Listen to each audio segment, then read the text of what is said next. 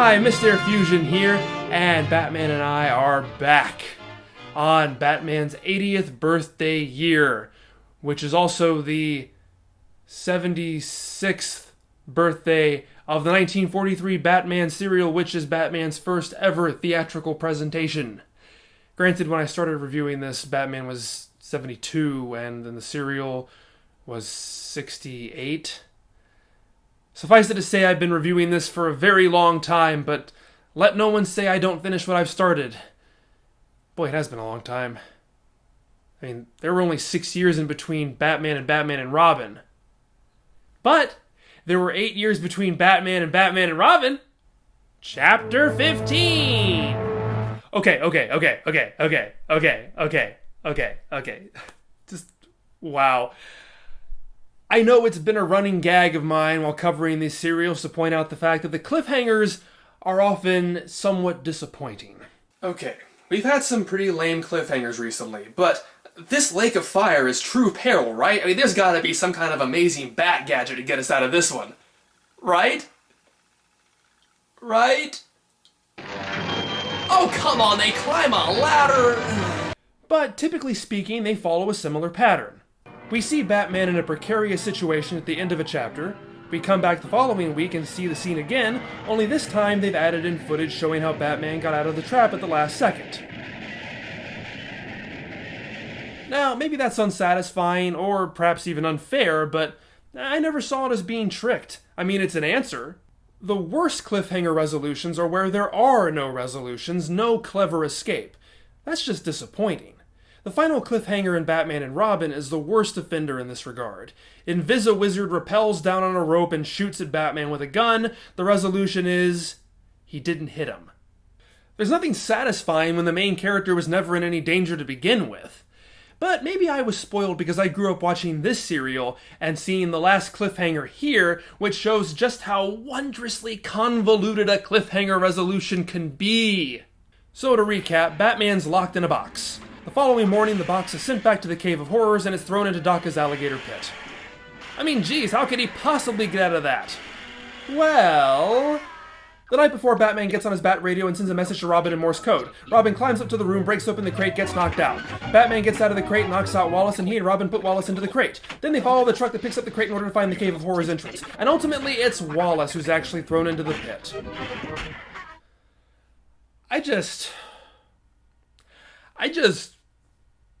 Wow. I mean, that is a huge chunk of the picture to be missing. And, okay, fine, that's totally unfair, but I don't care. I love this. I love this. I wish more cliffhanger resolutions gave you this much bang for your buck. I mean, this resolution takes 6.5 minutes to resolve. I don't care if you think that's cheap. It's certainly much more interesting than the wizard's a crappy shot. Admittedly, there are some logistical problems here. I don't care. For example, the guys who pick up the crate, it seems like they're just regular workmen. They're not evil workmen. The bad guys hire them to pick up a crate with a wax figure in it to deliver to the Cave of Horrors exhibit. So they're presumably not the kind of people who would turn a blind eye to there being a live human being in the crate. Yet it seems like at least a few hours passed between the crate being filled and the crate being loaded into the exhibit. Was Wallace unconscious for that long?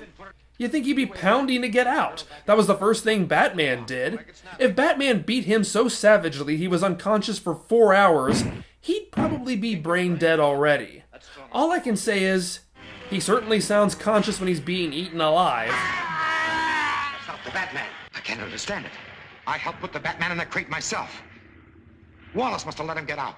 What the hell? I'm still alive! I can hear you! Can't you wait until I'm completely digested before you blame me for everything? Meanwhile, Alfred distracts the Barker long enough for Batman and Robin's stunt doubles to sneak into the attraction, not realizing that the entrance to Daka's lair is guarded. Now, for the entire serial, this guy has been here, watching people, ominously standing guard with his club, and so far all we've seen him do is beat an unsuspecting prospector. But now, his home has been infiltrated by the heroes. This is the moment he's been training for all his life. This is gonna be good. Look out, Batman!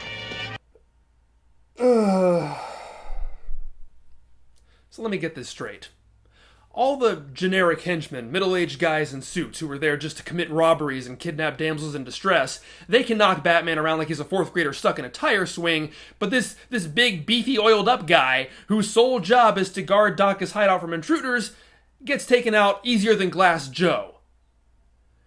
Okay, all I can think of is that he's been standing out there for weeks and Daka has been neglecting to feed or water him, and he was on the brink of death already. Tie him up. Okay, I guess they were saving all the action for Robin. You did see that, right? Batman tells Robin to tie up a man, and Robin just dives into those silky smooth abs.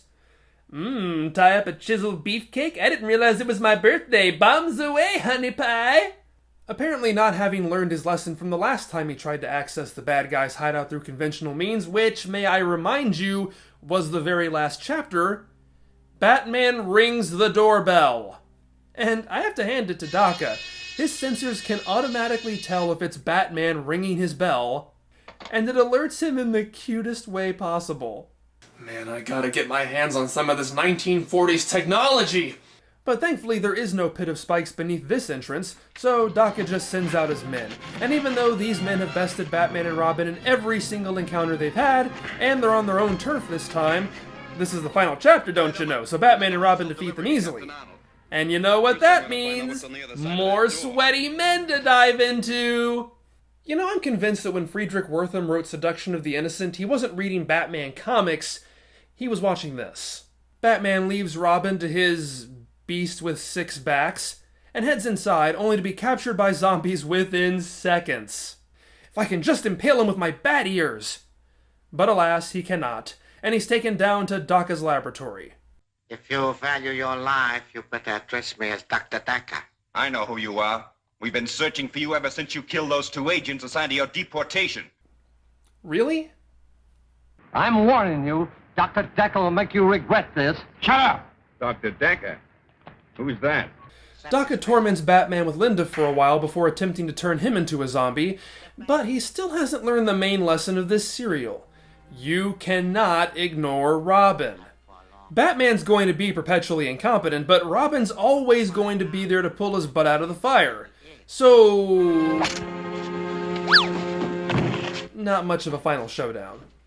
Now, if you remember the early episodes in this review, and why wouldn't you, they were only during Obama's first term, you recall that I had a section called Yellow Peril, wherein I would document all the abhorrently over-the-top racist lines towards the Japanese, and how they were hilariously badly dubbed over for the censored VHS version that I watched as a kid.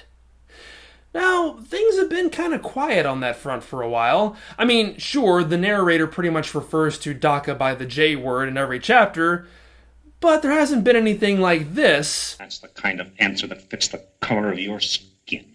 And that's the kind of answer that made you the hood you are. In quite a while. But now that Batman has come face to face with Daka, the bad dubbing returns with a vengeance. And of course, it leads us into our next segment of Yellow Peril! Jap! Call up these rabbits, you Jap murderer! Are you Jap devil? Call off these ruffians, you sick murderer! Why, you vile devil! As always, I am certainly not condoning racist language, but geez, they didn't even bother to find someone who sounded remotely like Lewis Wilson, did they?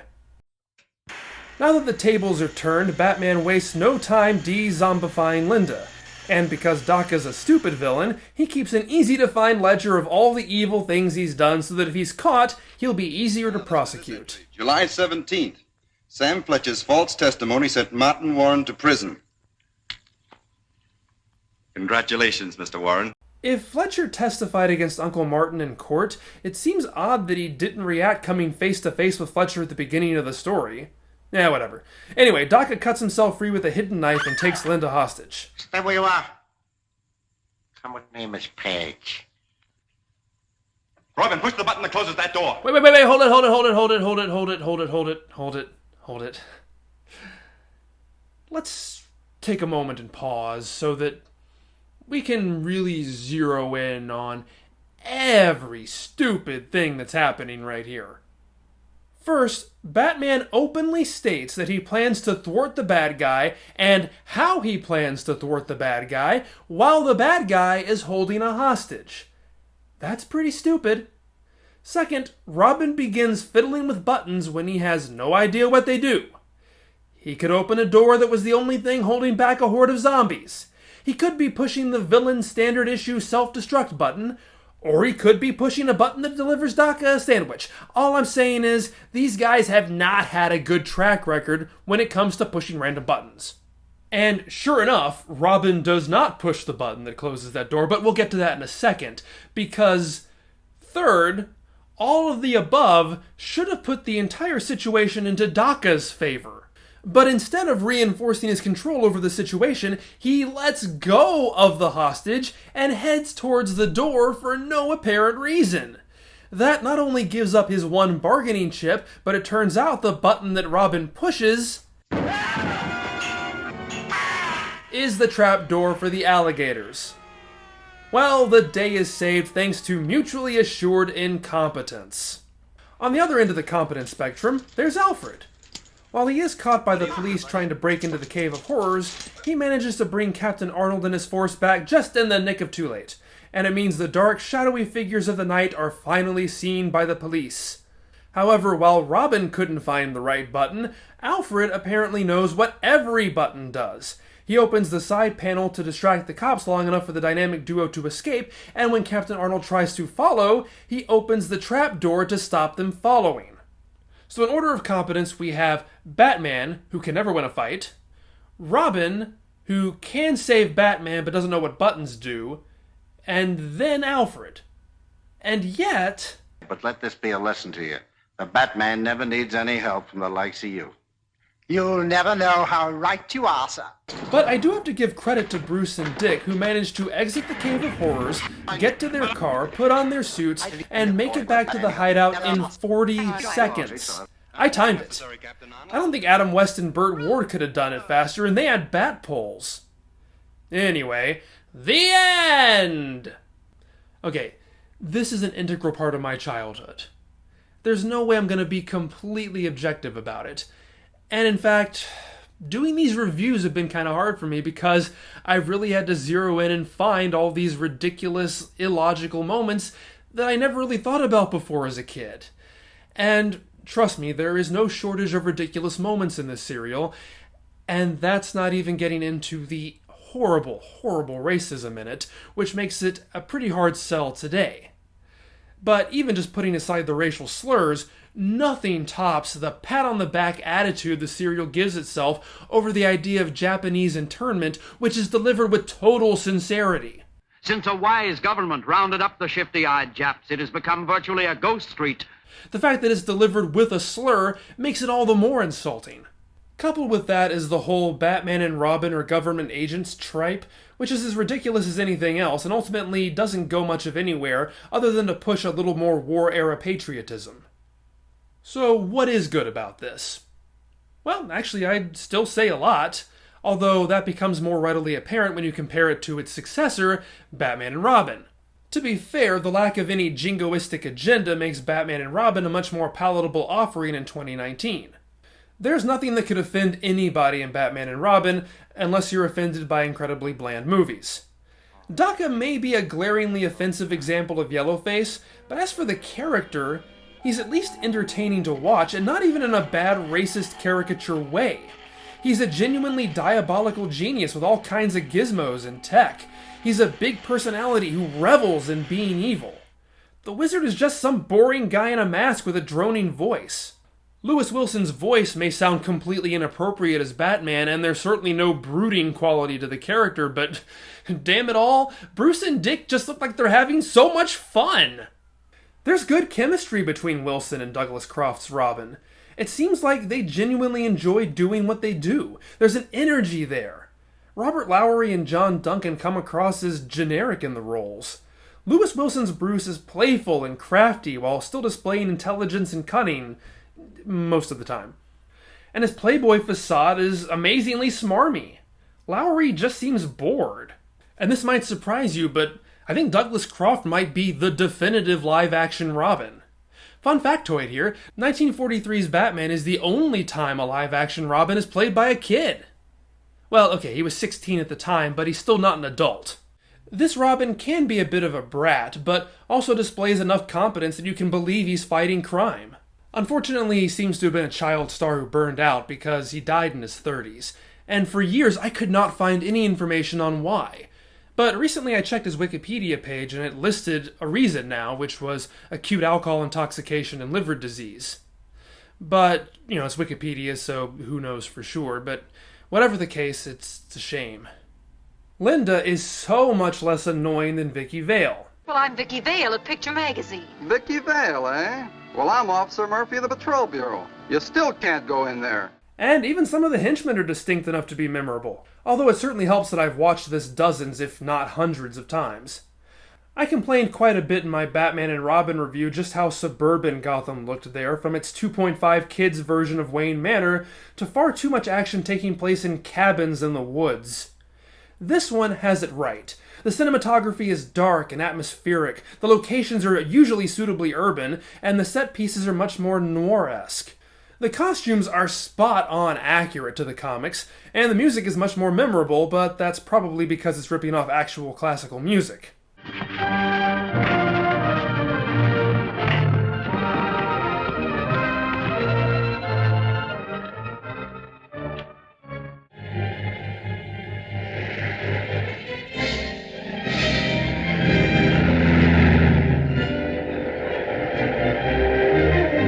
However, I dare say the biggest advantage Batman has to Batman and Robin is Alfred.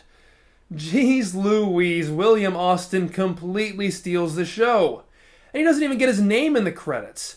He's hilarious, probably the most competent person around, and need I remind you, the comics changed Alfred's appearance to match him. Between that and introducing what will become the Batcave, I think we can all agree that Batman is the superior serial. Oh yeah, and lest I forget, Batman's gangster disguise mode is an actual disguise and not just him wearing a bandage on his head. Batman is a fascinating product of its time, and I'm not just referring to its status as World War II era propaganda, but the fact of the matter is that superhero movies were not what they are today, these giant tentpole blockbuster franchises that bring in endless amounts of money and turn its actors into stars. Batman had only been around for 4 years at this point, not the generation-spanning cultural icon he is today. This was all kind of new territory, so yeah, this was a schlocky, low-budget, get it into theaters so kids can watch it kind of thing. And even 50 years later, I was definitely a kid who loved every minute of it.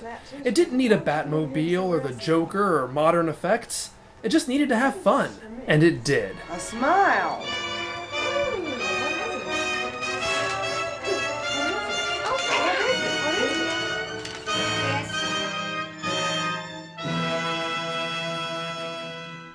So that's it. After 8 years, I have finally finished reviewing the Batman serial. And now, if you'll excuse me, I gotta get back to diffusing this. Damn it!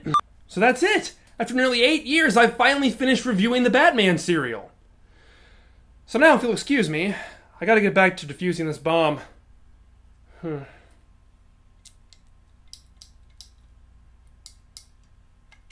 Will Fusion survive the explosion? Find out wait, no, there is no next time. The series is over. But make sure to come back to the theater to enjoy these other attractions, like Dragon Ball Dissection December next month. And as all the kids today say, like, comment, and subscribe.